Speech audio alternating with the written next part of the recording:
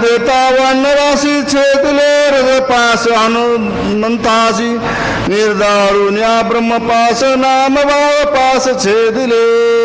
ग्रंथकार सांगतो ज्यावेळेस हनुमंतरायानं उड्डाण केल्याच्या नंतर म्हणले जे आश्चर्य सप्तपास आश्चर्य हनुमंतरायाला बंधनकारक होते ते सगळे तोडण्याचं कार्य केलं आणि ब्रह्मपास तुझ्या आपल्या स्वबळावर पूर्वांच्या नामाखाली तोडण्याचं कार्य केलेलं आहे.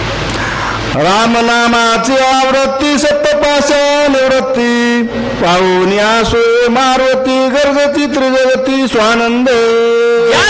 परमानंदाचं नाव असताना भगवंताचं घेतलं असणारं हनुमंतरायानं त्या आश्चर्य रामनामाखाली सगळे जे सप्तपास होते त्याची निवृत्ती झाली आणि आश्चर्य हनुमंतराया मोकळे झालेले. काळ पाशा कर्मपाश जन्मपाश ब्रह्मपाश मायापास मोहनपास जन्मपास सातवा. काळपास जन्मपास मोहनपास अशा प्रकारचे सप्तपास जे होते ब्रह्मपासाकडचे सगळे आश्चर्य हनुमंतरायाला आपले तोडले. काळ पास तो आयुष्यरात कर्मपास तो ऐश्वरवंत धर्मपास तो आशो वागत वेद विरत ब्रह्मपास. काळपास आला तर आपल्याला मरावं लागतं. जन्मपास आहे ते जन्मावत लागतं. कर्मपास आहे त्याला कर्मबंधनामध्ये पडावंच लागते. अशा प्रकारचे पास आहेत म्हणले. देह ममता तो पास मुख्य माया तो आशा पास कनक कांता तो जन्मपास सप्तपाशी जे बुद्ध.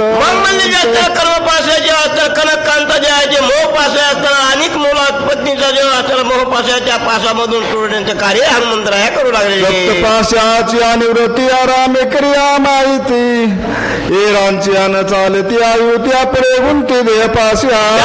हनुमंतरायानं परमानंदाचं नाव घेतलं त्यावेळेस म्हणजे आश्चर्य सगळ्या सप्तपासामधून मुक्त झाले आणि त्या ठिकाणी आश्चर्य खुले आश्चर्य हनुमंतराया झालेले. आठवा पास होतो विथंड त्यांचे पोटी पास उदंड ज्यांचे नाम पापड काय तोंड करतांचे.